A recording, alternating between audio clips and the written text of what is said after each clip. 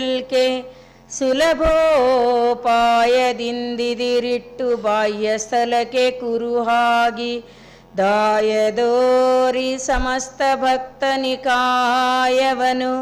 ಪಾವನವ ಮಾಡಿದ ರಾಯ ಪೂರ್ವಾಚಾರ್ಯ ಸಂಗನ ಬಸವ ಶರಣಾರ್ಥಿ. ರಕ್ಷಾ ಬಂಧನ ಅಂತ, ರಕ್ಷಾ ಬಂಧನ ಎರಡು ಶಬ್ದಗಳದಾವೆ.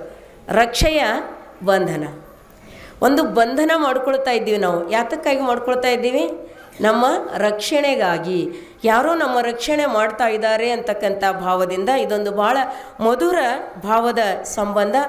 ಈ ರಕ್ಷಾಬಂಧನದ ದಾರ ಸಹೋದರಿ ಸಹೋದರನಿಗೆ ಕಟ್ತಕ್ಕಂಥದ್ದಲ್ಲ, ನಿಜವಾಗಿಯೂ ಕೇವಲ ಒಡಹುಟ್ಟಿದ ಸಹೋದರ ಸಹೋದರಿ ಕಟ್ತಕ್ಕಂಥ ನಾವು ಆಚರಣೆಯನ್ನು ಮಾಡಿ ಇದು ಕೇವಲ ನೆನಪು ಮಾಡೋದು, ಪ್ರೀತಿ ರಿನಿವಲ್ ಅದ. ಆದರೆ ನಿಜಕ್ಕೂ ನಾವು ಪ್ರತಿ ವರ್ಷವೂ ಕೂಡ ಈ ದೇಶದ ನಮ್ಮ ಅಪರಿಚಿತ ಸಹೋದರರಿಗೆ ಸಹೋದರನಾಗಿ ಮಾಡಿಕೊಳ್ಬೇಕು. ಅದು ಈ ರಕ್ಷಾಬಂಧನದ ಉದ್ದೇಶ ಆಗಿರ್ತದೆ. ಇದು ಕೇವಲ ಒಂದು ದಾರ ಅಂತಲ್ಲ, ಇದು ಪ್ರೀತಿಯ ಧಾರೆ ಅನ್ನೋದು ಅನ್ಕೋಬೇಕು. ನಿರಂತರವಾಗಿ ಸಹೋದರ ಸಹೋದರಿಯನ್ನು ಪ್ರೀತಿಸಲಿ ಅಂತಕ್ಕಂಥದ್ದು, ಗೆಳೆಯ ಗೆಳೆಯರನ್ನು ಪ್ರೀತಿಸಲಿ ಅಂತಕ್ಕಂಥದ್ದು ನಿಜಕ್ಕೂ ನೋಡಿದ್ರೆ ಪ್ರೀತಿನೇ ಒಂದು ಭಾಳ ಅದ್ಭುತ ಅದು. ಅನ್ನಿಸ್ತದಲ್ಲ ನಿಮಗೆ? ಅನಿಸಲ್ಲ, ಯಾಕಂದ್ರೆ ನಾವು ಅದರೊಳಗೆ ಇರ್ತೀವಲ್ಲ, ಅನಿಸಂಗಿಲ್ಲ. ಅದು ಸ್ವಲ್ಪ ಅದ್ರ ದೂರ ನಿಂತು ನೋಡ್ರಿ, ಯಾವಾಗ ಯಾವ ವಸ್ತು ಕಳೆದು ಹೋಗ್ತದೋ ಅದರ ಮಹತ್ವ ಭಾಳ ಅನ್ನಿಸ್ತದೆ ನಮಗೆ. ಪ್ರೀತಿ ಜಗತ್ತಿನಲ್ಲಿ ಭಾಳ ಅದ್ಭುತವಾಗಿರ್ತಕ್ಕಂತಹ ವಸ್ತು ಅದ. ಅದು ಮಾನಸಿಕವಾದ ಒಂದು ಟಾನಿಕ್ ಅದು, ಮಾನಸಿಕವಾಗಿರ್ತಕ್ಕಂಥ ಒಂದು ರಸಾಯನ ಅದು, ಮಾನಸಿಕವಾಗಿರ್ತಕ್ಕಂಥ ಒಂದು ಶಕ್ತಿ ಅದ ಪ್ರೀತಿಗೆ. ಇದು ಮನುಷ್ಯನ ಜೀವನದಲ್ಲಿ ಶ್ವಾಸದಂತೆ ಅಂತ ಹೇಳ್ತೀರಿ. ಉಸಿರಿಲ್ಲದಿದ್ದರೆ ನಾವು ಹೆಂಗೆ ಬದುಕೋದಿಲ್ಲ ಅಂತೀವೋ ಅದೇ ರೀತಿಯಾಗಿ ಆತ್ಮನೂ ಕೂಡ ಹೇಳ್ತದಂತೆ, ಪ್ರೀತಿ ಇಲ್ಲದಿದ್ದರೆ ನಾನು ಬದುಕೋದಿಲ್ಲ ಅಂತ ಹೇಳ್ತದಂತೆ. ಶ್ವಾಸ ಇಲ್ಲದಿದ್ದರೆ ದೇಹ ಬದುಕೋದಿಲ್ಲ, ಪ್ರೀತಿ ಇಲ್ಲದಿದ್ದರೆ ಆತ್ಮ ಬದುಕೋದಿಲ್ಲ. ಪ್ರೀತಿಯ ವಿನಃ ನಾನು ಬದುಕಲಾರೆ ಅಂತಕ್ಕಂಥ ಮಾತು ಅದು ಹೇಳ್ತದೆ. ಆದರೆ ನಾವು ಯಾವುದನ್ನು ಪ್ರೀತಿಸ್ತೀವೋ ಅದು ಭಾಳ ಮುಖ್ಯವಾಗಿರ್ತಕ್ಕಂಥದ್ದು. ಪ್ರೀತಿ ಒಂದೇ ಅದ, ಕಂಟೆಂಟ್ ಒಂದೇ ಅದ, ಆದರೆ ಯಾವುದ್ರ ಮೇಲೆ ಹಾಕ್ತೀವಿ ನಾವು ಅನ್ನೋದು ಭಾಳ ಮುಖ್ಯವಾಗಿರ್ತಕ್ಕಂಥದ್ದು. ಅದಕ್ಕೆ ನೀವು ನೋಡಿ, ಆತ್ಮಹತ್ಯೆ ಯಾಕೆ ಮಾಡ್ಕೋತಾನೆ ಮನುಷ್ಯ? ಪ್ರೀತಿ ಕೊರತೆ ಆದಾಗ ಅದಕ್ಕಿಂತಲೂ ಸಾವೇ ಭಾಳ ಚಂದ ಅನ್ನಿಸ್ತದೆ. ನಾವು ಪ್ರೀತಿಸಿದವರಿಂದ ಅಗಲಿದ್ದೀವಿ ಅಂತ ಕೇಳಿದ್ರೆ, ಪ್ರೀತಿಸಿದವರು ನಮ್ಮನ್ನು ಒಲ್ಲೆ ಅಂದರು ಅಂದ್ರೆ ಏನಾಗ್ತದೆ? ಮನುಷ್ಯನಿಗೆ ಸಾವೇ ಮುಖ್ಯ ಅನ್ನಿಸ್ತದೆ, ಬದುಕಿಗಿಂತಲೂ ಸಾವು ಬೇಕು ಅಂತ ಅನ್ನಿಸ್ತದೆ. ಅದಕ್ಕಾಗಿಯೇ ಯಾವುದನ್ನು ಪ್ರೀತಿಸ್ತೀವೋ, ಧನ ಪ್ರೀತಿ ಮಾಡ್ತಕ್ಕಂಥವ್ರು ಧನ ಕಳೆದು ಹೋದಾಗ, ಲಾಸ್ ಆದಾಗ ಆತ್ಮಹತ್ಯೆ ಮಾಡ್ಕೋತಾರೆ. ವ್ಯಕ್ತಿಯನ್ನು ಪ್ರೀತಿ ಮಾಡುವವರು ವ್ಯಕ್ತಿಗಳು ಕಳೆದು ಹೋದಾಗ ಅವರು ಆತ್ಮಹತ್ಯೆ ಮಾಡ್ಕೊಳ್ತಾರೆ. ಪದವಿ ಪ್ರಶಸ್ತಿಗಳು ಮಾನ ಸಮ್ಮಾನಗಳು ಭಾಳ ಮುಖ್ಯ ಅಂದ್ಕೊಂಡಿರ್ತಕ್ಕಂಥ ವ್ಯಕ್ತಿಗಳು ಅಪಮಾನಿತರಾದಾಗ ಆತ್ಮಹತ್ಯೆ ಮಾಡ್ಕೊಳ್ತಾರೆ. ಯಾವುದಕ್ಕೆ ನಾವು ಪ್ರಾಣ ಸಮಾನ ಅಂತ ಪ್ರೀತಿ ಮಾಡ್ತೀವೋ ಅದು ಇಲ್ಲವಾದಾಗ ನಾವು ಸಾಯ್ತೀವಿ. ಅದಕ್ಕೇನೆ ಗುರು ಬಸವಣ್ಣನವರು ಶರಣರಲ್ಲಿನೂ ಇಲ್ಲ ಅಂತಲ್ಲ, ಅದು ಪ್ರೀತಿಯೊಂದು ಇಲ್ಲದಿರೇ ಜೀವನವೆಲ್ಲ ಮರುದಾರಿ. ಎಲ್ಲದಕ್ಕಿಂತಲೂ ಹೆಚ್ಚಾಗಿ ಎಲ್ಲವನ್ನೂ ಬಿಟ್ಟಿರ್ತಕ್ಕಂಥವ್ರು ಭಾಳ ಪ್ರೀತಿವಂತರಾಗಿರ್ತಾರೆ. ಯಾಕಂದ್ರೆ ಅವರ ಪ್ರೀತಿಯ ಆಳಗಲಗಳು ಹೆಚ್ಚಾಗಿರ್ತವೆ. ನಾವು ನಮ್ಮ ಮನೆಯವರಿಗಷ್ಟೇ, ನಮಗೆ ಸಂಬಂಧ ಇದ್ದವರಿಗೆ ನಾವು ಪ್ರೀತಿ ಮಾಡ್ತೀವಿ. ಆದರೆ ಸನ್ಯಾಸಿಗಳು, ಶರಣರು, ಋಷಿ ಮುನಿಗಳು, ಸಂತರು, ಮಹಾತ್ಮರು ಇಡೀ ಜಗತ್ತನ್ನೇ ತಮ್ಮ ತೋಳು ತೆಕ್ಕೆಯಲ್ಲಿ ಇಟ್ಕೊಂಡು ಪ್ರೀತಿಸ್ತಾರೆ. ಅದಕ್ಕೇನೆ ಗುರು ಬಸವಣ್ಣನವರು ಎಷ್ಟು ಶರಣ ಪ್ರೇಮಿಗಳಾಗಿದ್ರು ಅಂದರೆ, ಕಂಡಡೆ ಕಡು ಸುಖವೆನಗೆ ಕಾಣದಿದ್ದಡೆ ಅವಸ್ಥೆಯ. ಅವಸ್ಥೆ ಅಂದರೆ ಭಾಳ ಕಷ್ಟ. ಅವ್ರು ನೋಡಿ ಅವ್ರ ಅವಸ್ಥೆ ಹೆಂಗಾಗ್ಯದ ಅಂತೀವಲ್ಲ ನಾವು. ಅವಸ್ಥೆ ಅಂದರೆ ಭಾಳ ಕಷ್ಟಪಡ್ತೀನಿ ನಾನು, ಶರಣರು ಇಲ್ಲದಿದ್ದರೆ ಅನ್ನುವ ಮಾತನ್ನು ನಾವು ಹೇಳ್ತಾ ಇದ್ದಾರೆ. ಅದಕ್ಕಾಗಿ ಪ್ರೀತಿಯ ಅರ್ಥ ಒಂದೇ, ಏನಂದರೆ ನಾನು ನಿಮ್ಮೊಂದಿಗೆ ಇದ್ದೇನೆ, ಇವರು ನನ್ನೊಂದಿಗೆ ಇದ್ದಾರೆ ಅಂತಕ್ಕಂಥದ್ದೇ. ಅದಕ್ಕೆ ಇಂಥವು ಪ್ರೀತಿಯುಳ್ಳ ವ್ಯಕ್ತಿ ಪರ್ವತವನ್ನೇ ಅಲುಗಾಡಿಸ್ತಕ್ಕಂಥ ಶಕ್ತಿವಂತನಾಗಿರ್ತಾನೆ. ಪ್ರೀತಿ ಸದಾ ಊರ್ಧ್ವಗಾಮಿಯಾಗಿರ್ತದೆ. ಶಾರೀರಿಕ ಪ್ರೀತಿ ಒಂದು ಮಟ್ಟದಲ್ಲಿ ನಿಲ್ಲುತ್ತದೆ. ಆತ್ಮಿಕವಾಗಿರ್ತಕ್ಕಂಥ ಮಾನಸಿಕವಾದ ಪ್ರೀತಿ ಅದು ಅತ್ಯಂತ ಶಕ್ತಿಶಾಲಿಯನ್ನಾಗಿ ನಮ್ಮನ್ನು ಮಾಡುತ್ತದೆ. ಪ್ರೀತಿ ಇದ್ದವರ ಜೀವ ಎರಡೇ ಥರದ ಪ್ರೀತಿಗಳದ. ಒಂದು ಪ್ರೀತಿ ಮಾಡೋದದ, ಇನ್ನೊಂದು ಪ್ರೀತಿ ಮಾಡಿಸ್ಕೊಳ್ಳೋದು. ಯಾವುದ್ರಾಗ ಭಾಳ ಖುಷಿ ಅದ ಹೇಳ್ರಿ? ಯಾವುದ್ರಾಗ ಭಾಳ? ಮಾಡೋದ್ರಲ್ಲಿ ಖುಷಿ ಅದ, ಹೌದಲ್ಲ? ಅದು ಭಾಳ ಎತ್ತರ ಮಟ್ಟದ್ದು. ಬೇರೆಯವ್ರು ನಮಗೆ ಮಾಡಲಿ ಬಿಡಲಿ, ಆದರೆ ನಾವು ಪ್ರೀತಿ ಮಾಡದೆ ಬದುಕಲಾರೆವು. ಅಯ್ಯ ನೀ ಕೇಳಿದರೆ ಕೇಳು, ಕೇಳದಿರ್ದಡೆ ಮಾಡು, ನಾನಿನ್ನ ಹಾಡಿದಲ್ಲದೆ ಸೈರಿಸಲಾರೆನು. ಅಯ್ಯ ನೀ ನೋಡಿದರೆ ನೋಡು, ನೋಡದಿದ್ದಡೆ ಮಾಡು, ನಾನಿನ್ನ ನೋಡಿದಲ್ಲದೆ ಸೈರಿಸಲಾರೆನಯ್ಯ. ಹಿಂಗೆ ಈ ಪ್ರೀತಿ ಎಂದು ಮಾಡಿದೀವೋ ಅಂದು ನಮ್ಮ ಕಣ್ಣಾಗ ನೀರೇ ಬರಂಗಿಲ್ಲ. ಪ್ರೀತಿಸಿದೆವು ದುಃಖಿಸಿದೆವು ಅನ್ನೋ ಮಾತೇ ಇಲ್ಲ. ಯಾವಾಗ ಈ ಥರದ ಪ್ರೀತಿ ನೀವು ಮಾಡ್ರಿ ಬಿಡ್ರಿ ನಾನು ಮಾಡ್ತೀನಿ ಎನ್ನುವ ಪ್ರೀತಿ. ಆದರೆ ಸಂಸಾರದಲ್ಲಿ ಹಂಗೆ ಮಾಡೋದೇ ಇಲ್ಲ ನಾವು. ಸಣ್ಣ ಮಕ್ಕಳಿಗೆ ಬೆಳೆಸ್ತಾ ಇದ್ರೂ ಒಂದು ಆಸೆ ಅದರೊಳಗೆ ಹಾಕಿನೇ ಬೆಳೆಸ್ತಾ ಇರ್ತೀವಿ. ಮಾಡದೇ ಇದ್ದರೆ ಕಣ್ಣಾಗ ನೀರು, ನಾವು ಇಷ್ಟು ಮಾಡದೆ ಅಷ್ಟು. ಪ್ರೀತಿ ತಿರುಗಿ ಬಯಸದೇ ಇರ್ತಕ್ಕಂಥದ್ದು, ಪ್ರತಿಫಲಾಪೇಕ್ಷೆ ಇಲ್ಲದೆ ಮಾಡುವ ಪ್ರೀತಿಯೇ ನಿಜವಾದ ಪ್ರೀತಿ. ಇದು ಒಂದು ಶಕ್ತಿಶಾಲಿಯಾಗಿರ್ತಕ್ಕಂತಹ ಟಾನಿಕ್. ಇನ್ನೊಂದು ಅದ ನಮ್ಮಲ್ಲಿ ಏನಂದರೆ ಪ್ರೀತಿಸಲ್ಪಡುವುದು. ನಮಗೆ ಯಾರೋ ಪ್ರೀತಿ ಮಾಡ್ತಾರಂದ್ರೆ ಮನುಷ್ಯನ ಕಾಲ ನೆಲ ಮೇಲೆ ನಿಂದ್ರಲ್ರಿ. ನೀವು ನೋಡ್ರಿ ಇಷ್ಟು ಖುಷಿ ಆಗ್ತದಂದರೆ ನಮಗೆ ಪ್ರೀತಿ ಮಾಡೋರು ಅದಾರ, ನಮ್ಮನ್ನು ಪ್ರೀತಿಸ್ತಾರೆ. ಅದಕ್ಕೆ ನಮ್ಮ ಹಿಂದಿನ ಜನ ಭಾಳ ಚಂದ್ರಿ. ನಾವೀಗ ಕೆಲವು ಶಿಷ್ಟಾಚಾರಗಳು ಮರ್ತೀವಿ. ಅವ್ರು ಏನಂತಿದ್ರು, ಒಬ್ಬರೇ ಭೇಟಿ ಆದವು ಅಂದ್ರೆ ನಮ್ಮ ಜೊತೆಗೆ ಬರಲಾರ್ದವ್ರಿಗೆ ಕೇಳ್ತಿದ್ರು, ಅವ್ರಿಗೆ ಕೇಳತ್ತೀನಂತ ಹೇಳು. ಏನು ಹಂಗಂದ್ರೆ ಕೇಳತ್ತೀನಂತ ಹೇಳಂದ್ರೆ ಸಾಕು. ಈಗ ನಾವು ಅಂತೀವಿ ಅದೇನು ದೊಡ್ಡದು, ಅದೇನು ಹಂಗೆ ಹೇಳಬೇಕು ಅಂತೀವಿ. ಅದ್ರೊಳಗೆ ಭಾಳ ನಾವು ಹೋಗಿ ಅವ್ರಿಗೆ ಸಂದೇಶ ಮುಟ್ಟಿಸೀವಿ ಅಂತೇಳ್ರಿ. ಅಯ್ಯೋ ನಿಮಗೆ ನೆನಪು ಮಾಡ್ತಾ ಇದ್ರಿ ಅಂದ್ರೆ ಸಾಕು, ಮನುಷ್ಯ ಉಂಡಿದಕ್ಕೇ ಹೆಚ್ಚಿಗೆ ನನ್ನ ನೆನೆಸ್ಕೊಳ್ತಾ ಇದ್ರು, ನನ್ನ ಪ್ರೀತಿಸ್ತಿದ್ರು. ನಾ ಕೇಳತ್ತೀನಂತ ನಮ್ಮ ಹಿರಿಯರು ಯಾರು ಇವತ್ತು ಹೇಳಿದ್ರಂದ್ರೆ ಈ ಸಣ್ಣವ್ರು ನಗ್ತವೆ. ಅದು ಇಲ್ಲಿಂದ ಅಲ್ಲಿಗೇನು ಕೇಳ್ತಿ ಅಂತಾರೋ. ನಾ ಕೇಳತ್ತೀನಂತ ಹೇಳು, ನಾನು ನೆನೆಸಿನಂತ ಹೇಳು. ನಮ್ಮ ಹಿರಿಯರು ಈ ಮಾತು ಭಾಳ ಉಳಿಸ್ಕೊತಿದ್ರು. ಯಾಕಂದರೆ ನನ್ನನ್ನು ಪ್ರೀತಿಸ್ತಕ್ಕಂಥವ್ರು, ನನ್ನನ್ನು ಕೇಳುವವರು ಅದಾರಂದರೆ ಮನುಷ್ಯನಿಗೆ ಉತ್ಸಾಹ ಹೆಚ್ಚಾಗ್ತದೆ. ಅದಕ್ಕೆ ಪ್ರೀತಿಸ್ತಕ್ಕಂತಹ ಜನ ನಾವು ಯಾಕೆ ಇನ್ನೊಬ್ಬರಿಗೆ ಮನೆಗೆ ಏನಾರ ಅವಘಡ ಆಯಿತು ಅಂದ್ರೆ, ಅವ್ರ ಹಾನಿ ಆಯ್ತಂದ್ರೆ, ಅವ್ರ ಮನೆಗೆ ಯಾರ್ದೋ ಏನೋ ಅವಘಡ ಘಟಿಸ್ತಂದ್ರೆ ಯಾಕೆ ಹೋಗ್ತೀವಿ ಅವ್ರ ಮನೆಗೆ? ಜರ ಮಾತಾಡಿಸ್ಬಾರ್ರಂತ ಹೋಗ್ತೀವಿ. ಮಾತಾಡ್ಸೋದ್ರಾಗ ಏನದ? ನಾವೇನು ಅವ್ರ ಕಷ್ಟ ಪರಿಹಾರ ಮಾಡ್ತೀವ? ಏನಿಲ್ಲ. ಹೋದವ್ರು ಹೋದರು, ಆದ್ರೆ ನಾವು ನಿಮ್ಮ ಜೊತೆಗಿದ್ದೀವಿ, ನಾವು ನಿಮ್ಮ ಜೊತೆಗಿದ್ದೀವಿ, ನಾವು ನಿಮ್ಮ ಕಡೆ ಗಮನ ಇಡ್ತೀವಿ, ನಾವು ನಿಮ್ಮನ್ನು ನೋಡ್ತೀವಿ, ಸಾಕು. ಇಷ್ಟಂದ್ರೆ ನೀವು ನೋಡ್ರಿ ಬಿಡ್ರಿ, ನೋಡ್ತೀವಂದ್ರೇ ಸಾಕು. ಅಷ್ಟೊಂದು ಮನುಷ್ಯ ಪ್ರೀತಿಸಲ್ಪಡುವುದರಿಂದ ಮನುಷ್ಯನಲ್ಲಿ ಒಂದು ರೀತಿಯಿಂದ ಸೌಂದರ್ಯ ಉಂಟಾಗ್ತದೆ, ಒಂದು ರೀತಿಯಿಂದ ರಸೋತ್ಪತ್ತಿ ಉಂಟಾಗ್ತದೆ. ಸಾಯುವ ಜೀವ ಬದುಕ್ತದೆ. ನೆನಪಿಡ್ರಿ, ಸಾಯುವ ಜೀವನೂ ಕೂಡ ಬದುಕುವಂತಹ ಶಕ್ತಿ ಯಾವುದ್ರೊಳಗದ ಅಂದ್ರೆ ಪ್ರೀತಿದೊಳಗದ. ಅದಕ್ಕಾಗಿ ಈ ಪ್ರೀತಿನೂ ನಾವು ಎರಡು ರೀತಿಯಲ್ಲಿ ಪ್ರೀತಿಸಿಕೊಳ್ಳುವವ ಸಾಯುವವ ಬದುಕ್ತಾನಂದ್ರೆ ನಾವ್ಯಾಕೆ ಇನ್ನೊಬ್ರಿಗೆ ಪ್ರೀತಿ ಕೊಡಬಾರ್ದು? ಎಷ್ಟು ಸಾಧ್ಯ ಅದನೋ ನಮ್ಮಿಂದ ಅಷ್ಟು ಪ್ರೀತಿ ಕೊಡಬೇಕು. ಈ ಭೂಮಿಗೆ ಗುರುತ್ವಾಕರ್ಷಣ ಶಕ್ತಿ ಎಷ್ಟು ಪ್ರಬಲವಾಗಿದೆಯೋ ಪ್ರೀತಿಗೆ ಬದುಕಿಸುವ ಶಕ್ತಿನೂ ಕೂಡ ಅಷ್ಟೇ ಪ್ರಬಲವಾಗಿದೆ. ಸಾಯುವವನು ಕೂಡ ಬದುಕ್ತಾನ. ಅದಕ್ಕಾಗಿ ಪ್ರೀತಿ ಕೊಡೋದ್ರ ಕಂಜುಸ್ತನ ಮಾಡಬಾರ್ದು ಯಾರಿಗೂ. ಒಂದೆರಡು ಹೆಚ್ಚಿಗೆ ಮಾತಾಡಿ ಪ್ರೀತಿ ಮಾಡೋದ್ರಿಂದ ನಮಗೇನು ಹಾನಿ ಆಗೋದಿಲ್ಲ. ಮತ್ತು ಪ್ರೀತಿ ಅನ್ನೋ ವಸ್ತು ಹಿಂಗದ, ಪ್ರೀತಿಸುವವನಿಗೂ ಅಷ್ಟೇ ಶಕ್ತಿ ಕೊಡ್ತದೆ, ಪ್ರೀತಿಸುವವನಿಗೂ ಅಷ್ಟೇ ಶಕ್ತಿ ಕೊಡ್ತದೆ, ಪ್ರೀತಿಸಲ್ಪಡುವವನಿಗೂ ಅಷ್ಟೇ ಶಕ್ತಿ ಕೊಡ್ತದೆ. ಮತ್ತು ಪ್ರೀತಿಸುವವರು ಒಂದು ಮಾತು ನಾವು ತಪ್ಪು ಮಾಡ್ತಾ ಇರ್ತೀವಿ ಏನಂದರೆ, ಪ್ರೀತಿ ನಾವು ಯಾರಿಗೆ ಮಾಡ್ತೀವೋ ನಾವು ಹೇಳಿದಂಗೆ ಕೇಳಬೇಕಂತೀವಿ ಅಂತೀವಿಲ್ಲ. ನಾವು ಗಂಡನನ್ನು ಹೆಚ್ಚು ಪ್ರೀತಿಸ್ತೀವಿ ಅಂದ್ರೆ ನಾ ಹೇಳಿದಂಗೆ ಕೇಳಬೇಕು, ಹೆಂಡತಿಯನ್ನು ಹೆಚ್ಚಿಗೆ ಪ್ರೀತಿಸ್ತೀವಂದ್ರೆ ಅವ್ರನ್ನ ಹೇಳಿದಂಗೆ ಕೇಳಬೇಕು, ಮಕ್ಕಳನ್ನು ಹೆಚ್ಚಿಗೆ ಪ್ರೀತಿಸ್ತೀವಂದ್ರೆ ನಾವು ಹೇಳಿದಂಗೆ ಕೇಳಬೇಕು. ಇನ್ನೊಂದು ಮಾತು ನಾವು ನೆನಪಿಡಬೇಕು, ಪ್ರೀತಿ ಅಂದರೆ ಬಂಧನ ಅಲ್ಲ, ಪ್ರೀತಿ ಅಂದರೆ ಸ್ವತಂತ್ರ. ಸ್ವಾತಂತ್ರ್ಯದ ಪ್ರೀತಿ ಅಂದರೆ ನಾನು ನಿನ್ನನ್ನು ಪ್ರೀತಿಸ್ತೀನಿ, ನಿನಗೆ ಹೆಂಗೆ ಬೇಕೋ ಹಂಗಿರು, ಆದರೆ ನಾನು ನಿನ್ನನ್ನು ಪ್ರೀತಿಸ್ತೀನಿ, ನೀ ನಾನು ಹೇಳಿದಂಗೆ ಕೇಳ್ತಿ ಅನ್ನೋ ಕಾರಣಕ್ಕಾಗಿ ನಾನು ನಿನ್ನನ್ನು ಪ್ರೀತಿಸೋದಿಲ್ಲ. ಪ್ರೀತಿ ಅಂದ್ರೇ ಕಾಳಜಿ. ಅದು ಪ್ರೀತಿ ಅಂದ್ರೆ ಕಾಳಜಿ, ಪ್ರೀತಿ ಅಂದರೆ ಜವಾಬ್ದಾರಿ.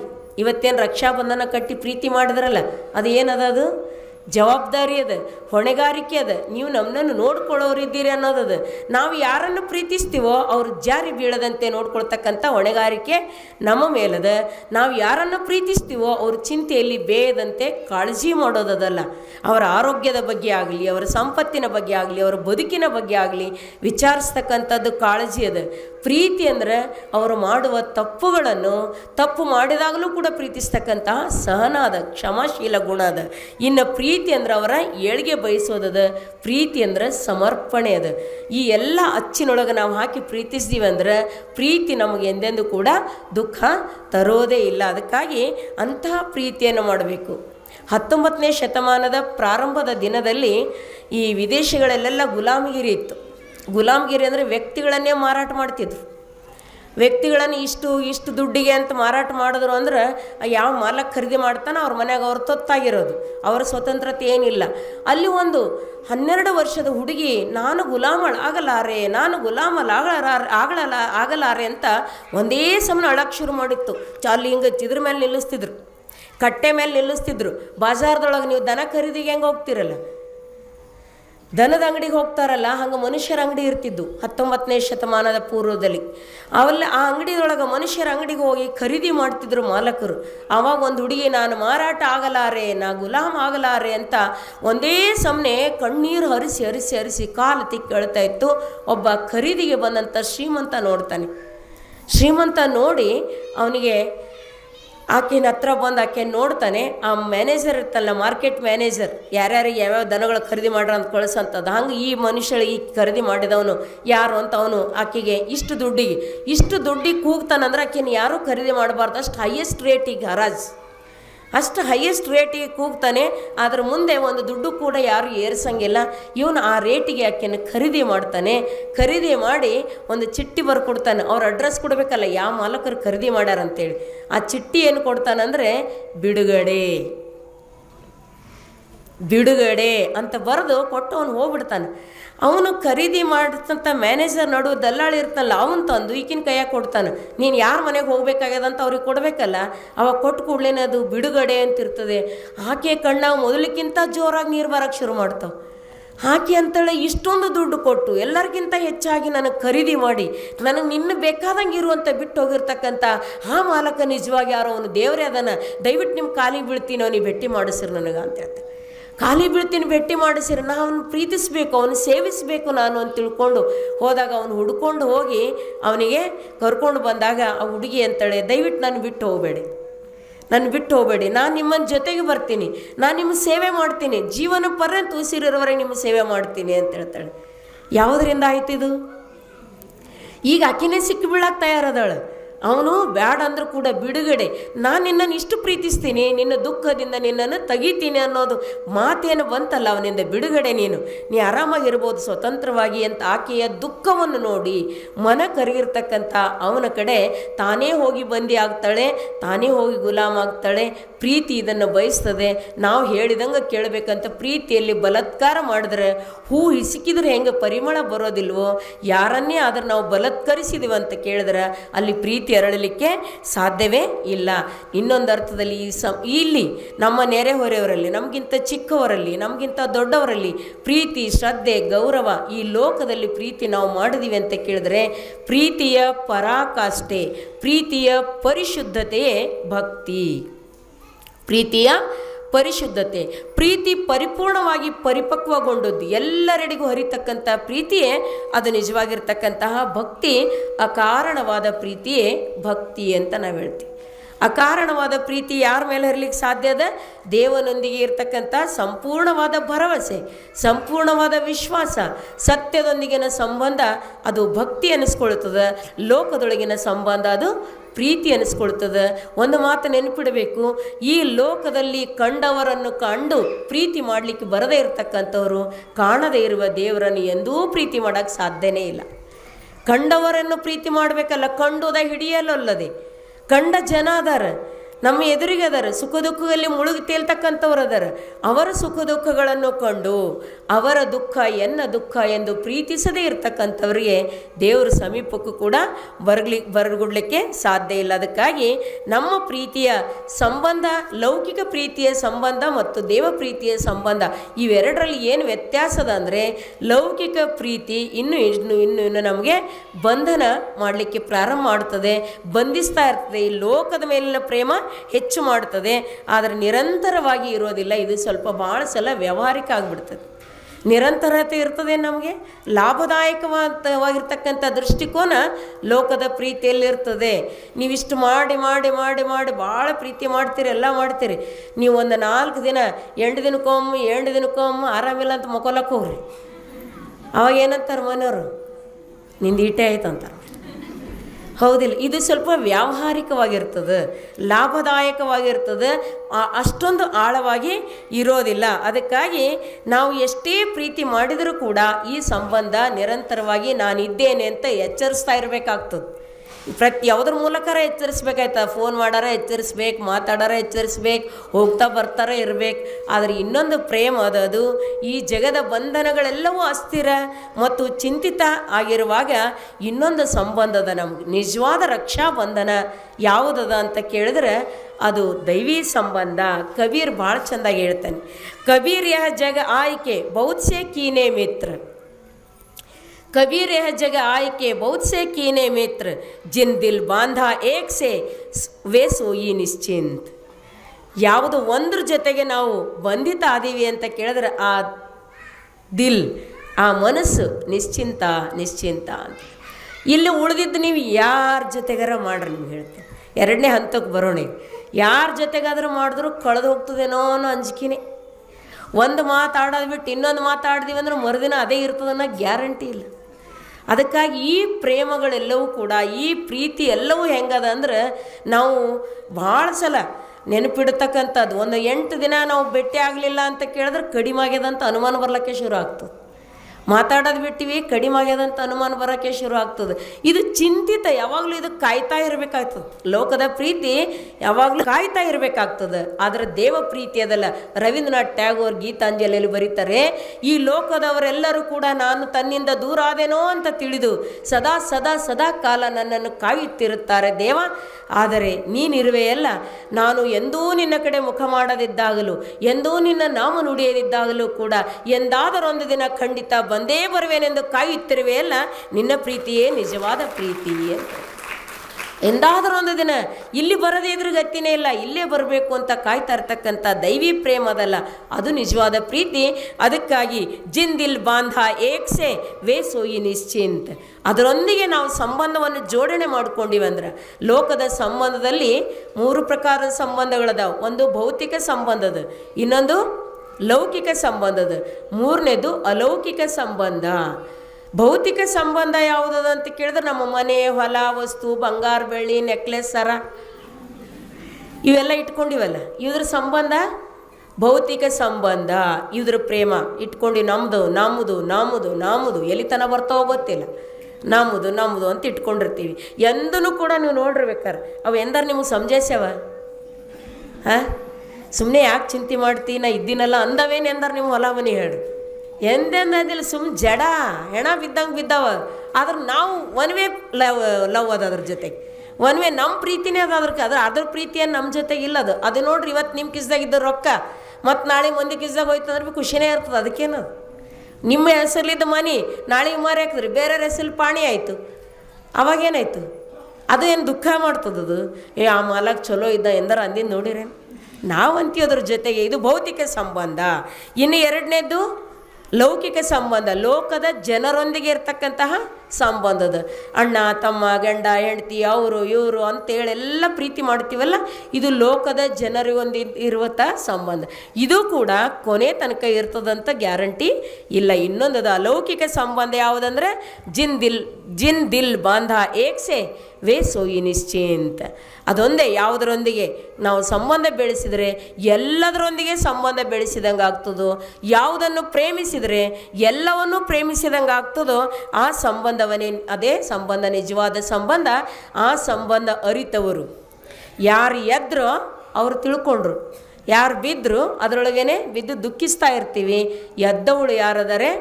ಮಹಾದೇವಿ ತಾಯಿ ಎದ್ದವಳದಳೆ. ಅದಕ್ಕೆ ಆಕೆ ಗೊತ್ತಿತ್ತು, ಎಷ್ಟು ಸೌಂದರ್ಯ ರಾಶಿ ಆಕೆನದಿದ್ದರೂ ಕೂಡ ರಾಜನೇ ಒಲಿದು ಬಂದರು, ಅರಮನೆಯ ವೈಭೋಗ ವಿಲಾಸಗಳೆಲ್ಲವೂ ಒಲಿದು ಬಂದರು. ಅದಕ್ಕಿಂತ ದೊಡ್ಡ ಐಶ್ವರ್ಯ ಇನ್ನೇನು ಬೇಕು ಹೇಳ್ರಿ? ಎಲ್ಲ ಆಸೆ ಆಮಿಷಗಳು, ಜಗತ್ತಿನ ಅತ್ಯುನ್ನತವಾದ ಅತಿ ಶ್ರೇಷ್ಠವಾದ ಎಲ್ಲ ಆಮಿಷಗಳಕ್ಕೆನ ಎದುರಿಗೆ ಬಿದ್ದಾಗಲೂ ಕೂಡ ಅದನ್ನು ತಿರಸ್ಕರಿಸಿದ್ದಳು. ಯಾಕೆ ಅಂತ ಕೇಳಿದ್ರೆ ಆಕೆ ಎದ್ದಿದ್ದಳು, ಮಲಗಿರಲಿಲ್ಲ.